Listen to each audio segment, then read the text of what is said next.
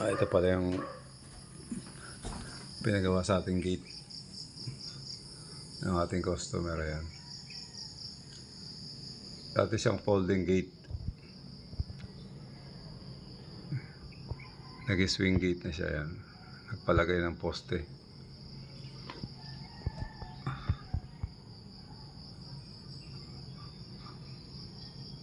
Ayan, na-repair natin. Bale, na-repaint na rin natin yung gate niya.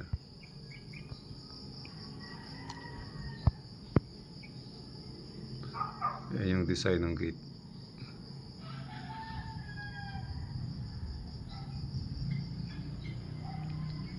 Dati siyang folding gate yan. Nag-swing gate na lang. Nagpalagdag siya ng poste.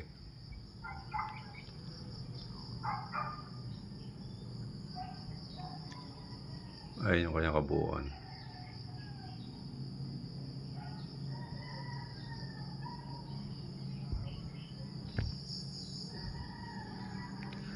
Kulay brown.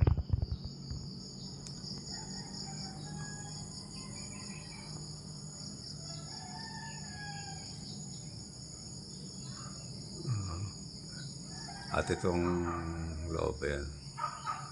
Bale siya, may design siya na 1x3 na tubular.